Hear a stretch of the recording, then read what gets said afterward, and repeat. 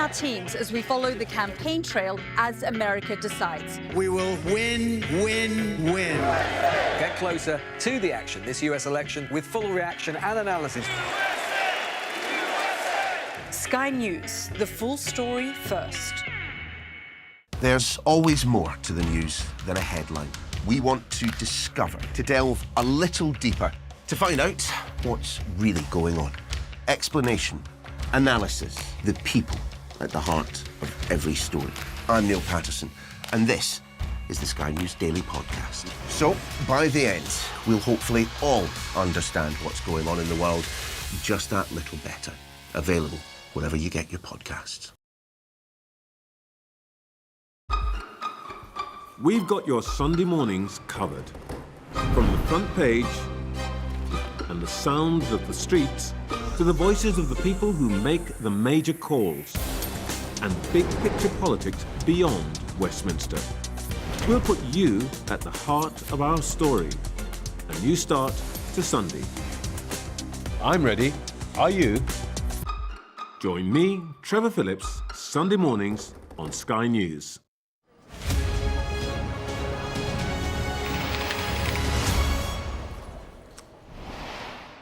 Hello there, you're watching the press preview, a first look at what's on the front pages as they arrive. In the next half hour, we'll see what's making the headlines with journalist and author Rachel Shabi and broadcaster and financial analyst Albie Amankona.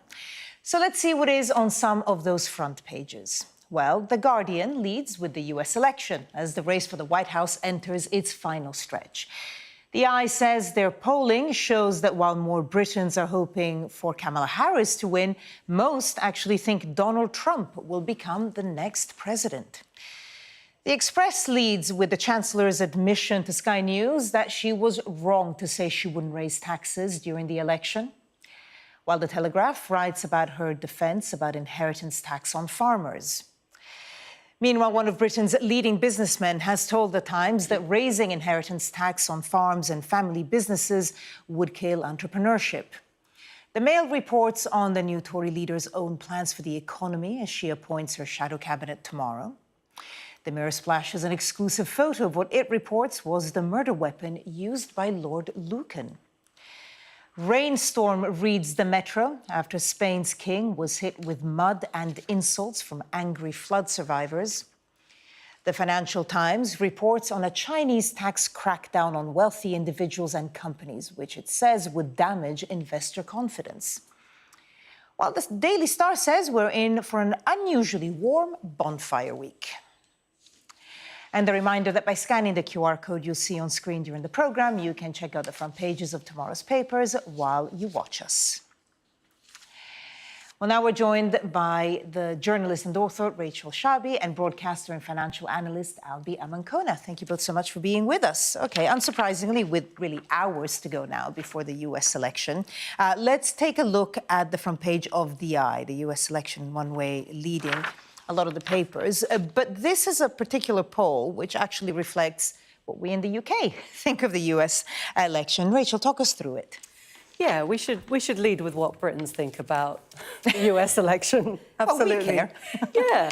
So 47% of Brits think Harris winning would be better compared with 27% for Trump, but most think that Trump will be president. And I guess that's the sort of horrifying sense that many people are getting in these last hours, as you say.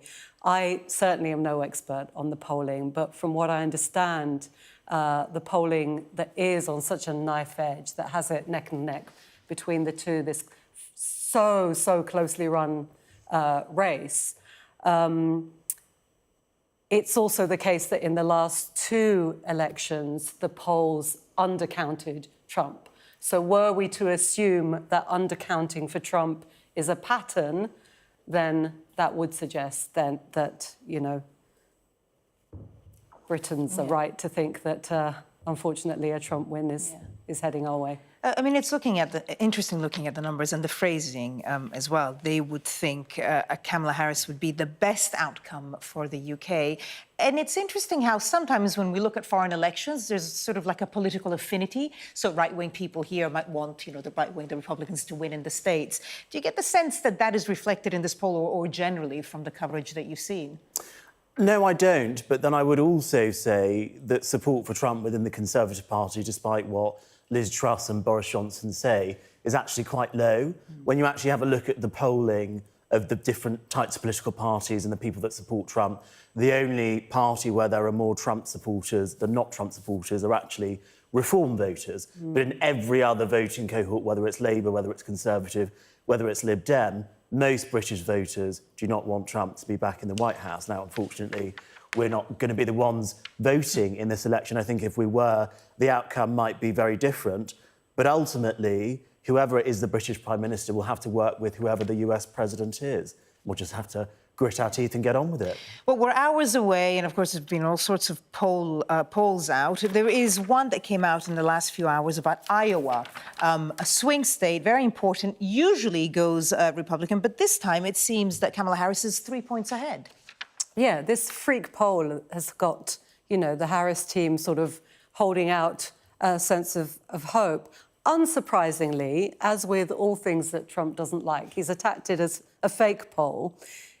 He says that this poll, which obviously is conducted in a fair and, accurate way, in the way that all polls are,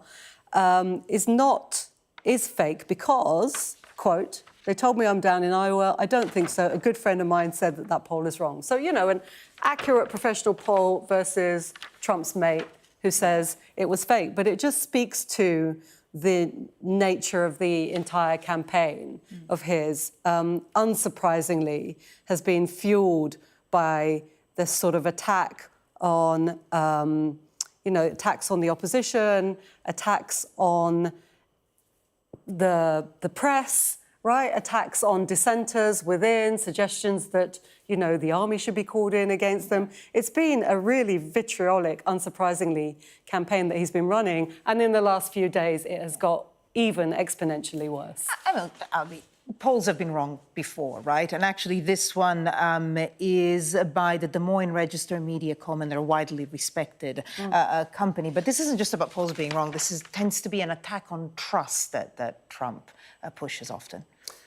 Well, Rachel, the first thing you mentioned about Trump earlier on when we were discussing it was that the polls in 2016 and 2020 actually undercounted Trump. So Trump may have a point here. Now, whether or not he should have said that it was because his friend told him this poll is wrong, I'm not sure I'd be using that source. But I think it's perfectly reasonable for Trump to say polls have got it wrong before and they might get it wrong again in order to keep his voters happy and not have them demoralised in what they might find to be quite a disappointing result from a pollster. OK, well, we'll find out soon enough. Of course, polling day on Tuesday. Let's go to the front page of the Metro. Very shocking pictures coming out of Spain. Now, obviously, we've had shocking pictures coming out of Spain for the past couple of days because of those floods. But now the King and Queen visited an area of Valencia, and they were effectively sort of attacked, called murderer and sworn at, and had mud flung at them. Yeah, this is a really shocking reception that they got, and I'm sure that they were absolutely shocked as well. They had mud, as you say, insults, cans thrown at them. Just the palpable sense of anger in a region that does feel abandoned. Clearly, over 200 people have died in these horrendous floods. That is a horrific amount of suffering. And some of these people, they still haven't had emergency services out to them. There seems to be some kind of breakdown in communications between the municipality authority and the central government authority. And I suppose the minute people see, like, an authority figure, like an actual king and queen, of course they're going to be the focus of all that sort of rage and anger and despair at the situation. Albie? It is just such a shocking story, not just because we're seeing members of a European royal family have mud thrown at them and insults held at them, but also because there's something that feels very close about this natural disaster. Many Brits go on holiday in Spain. Lots of us have walked down streets like the streets we're seeing now, strewn with debris and cars piled up, and hearing that over 270 people have died. There's a familiarity with this, which we don't necessarily see with a lot of natural disasters. We always think of them as happening somewhere else, not in Western Europe, but this feels close. Yeah, absolutely. There's also roughly 1 million Brits living in Spain. And the other shocking number is that 2,000 people are still missing. Yeah. So the official death toll is 217, but realistically, unfortunately, that number is likely to rise. Rachel, do you think there's any lessons here to learn? Because, of course, these kinds of natural disasters, you know, sometimes they happen, but it's all about being prepared for them. Well, there's two things here, isn't there? That first of all, there's the lack of preparedness, and we can see that with, certainly in the UK, we know that the UK government, the Conservatives, have chronically underfunded flooding resource protections, etc., for decades, so that when something terrible does happen, it's worse. And I guess we can see the signs of that in Spain as well. But I think there's another element here where you say these things are far away. They're not. They've been in Europe for some time. You know, these are the effects, the devastating effects of climate change that we see, the climate catastrophe hitting the shores of Europe. It's not just the frequency, but the severity, both of which are getting worse and are demonstrably a product of the climate crisis. Yeah, I mean, forest fires, for example, usually in summer around that part of Europe. Rachel, Albie, thank you so much. Stay with us. Coming up, the Chancellor admits she was wrong for saying that taxes wouldn't go up.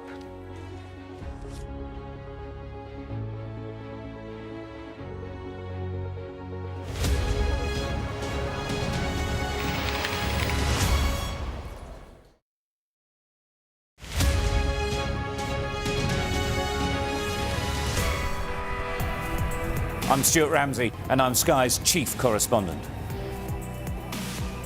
Free wherever you get your news. I'm Mark Stone, and I'm Sky's correspondent based here in Washington, D.C. Sky News, get the full story first. I'm Katie Spencer, and I'm Sky News' arts and entertainment correspondent.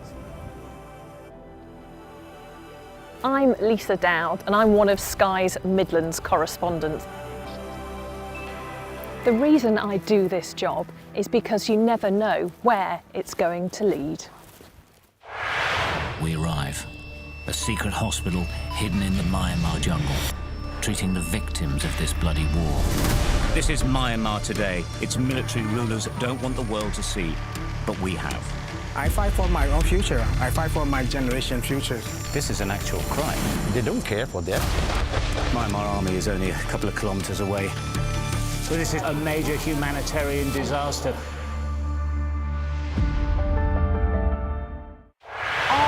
Gives you the very best of Sky News wherever you are. Breaking news, videos, analysis, up at 6%. Podcasts, watching us live. Joins us live all in one place, and all at just the touch of a screen. The Sky News app. Get the full story first.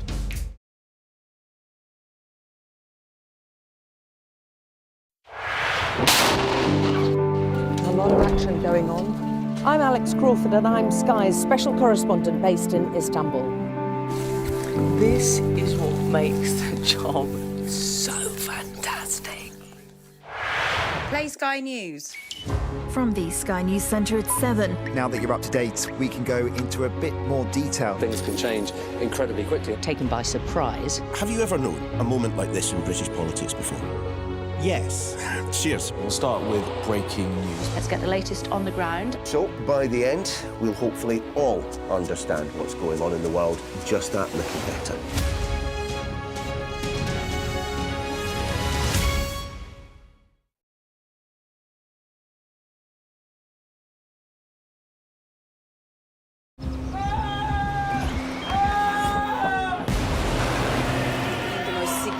Day of this conflict. They keep telling us that they want aid. And this is what's left of it. Heavy vehicle. Why only in America? People want their country to work. You want a job in a normal life. Why are these homes empty? I want you to be honest with people. That has happened within in minutes. Sky News, the full story first. Free wherever you get your news.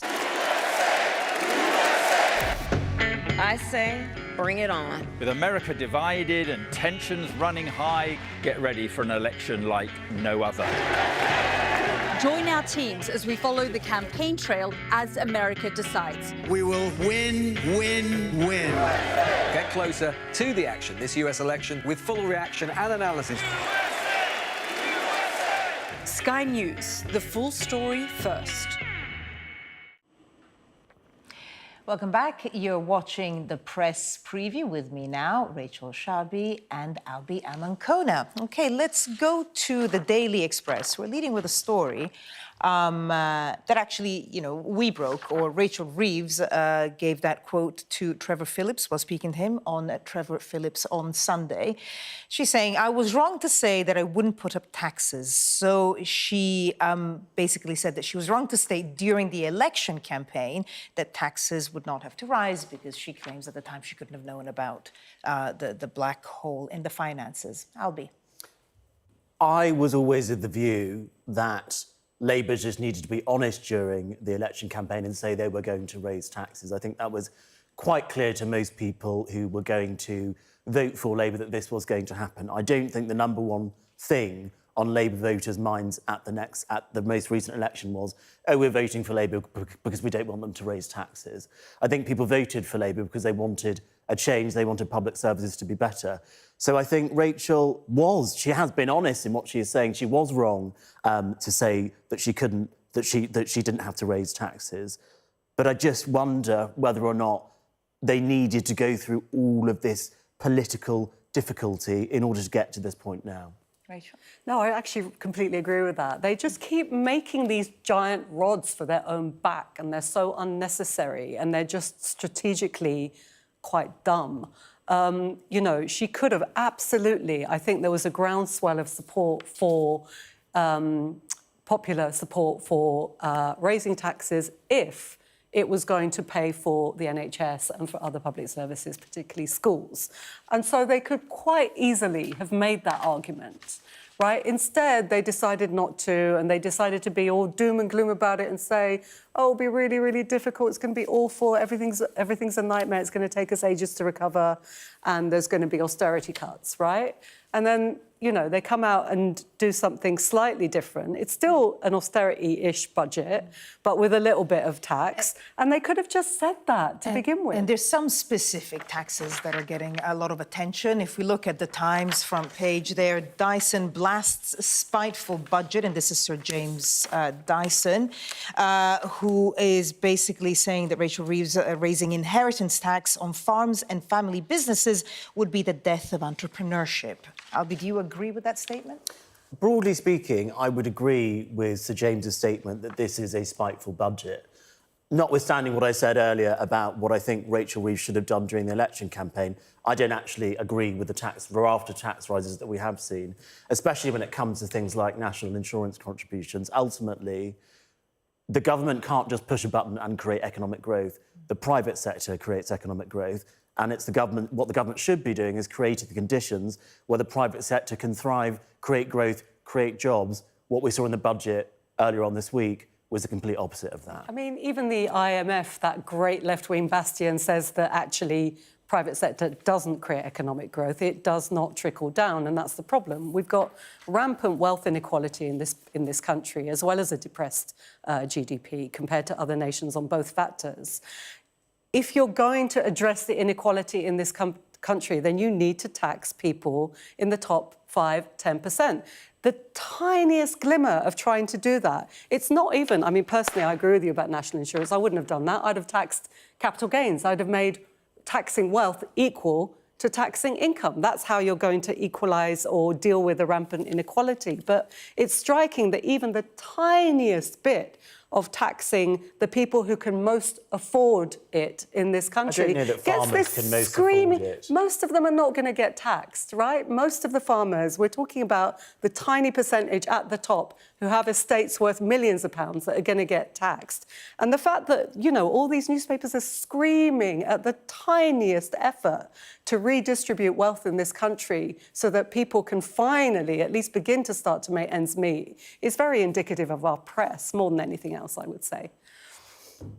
I think what is more important is that we get the economy growing. What I don't like is this left-wing attitude of we've got to try and divide up this pie. What about growing the pie? All right, you can't really grow pies, but you understand what I'm saying. Trickle-down doesn't work, but it's not. I'm I'm not talking about trickle-down. So what I'm saying is that in order for public services to be funded in this country, we can't tax our way to prosperity. We've got to create prosperity, and the way that we create prosperity is through business. And businesses pay taxes, and taxes pay for public services.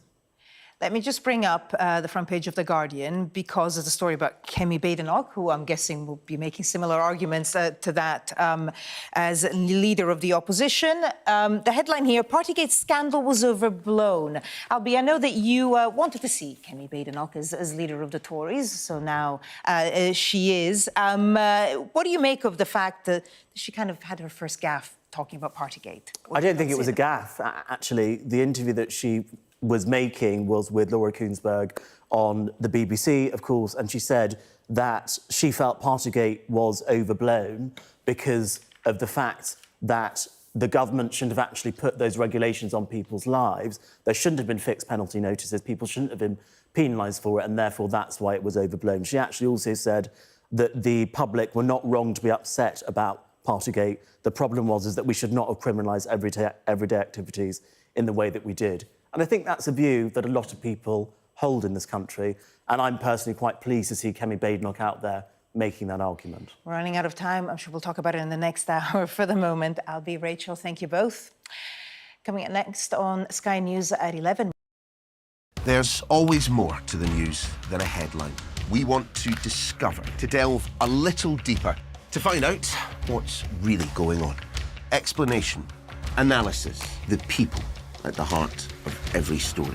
I'm Neil Patterson, and this is the Sky News Daily Podcast. So, by the end, we'll hopefully all understand what's going on in the world just that little better. Available wherever you get your podcasts.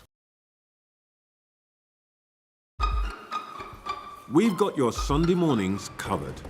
From the front page and the sounds of the streets to the voices of the people who make the major calls and big picture politics beyond Westminster. We'll put you at the heart of our story. A new start to Sunday. I'm ready. Are you? Join me, Trevor Phillips, Sunday mornings on Sky News.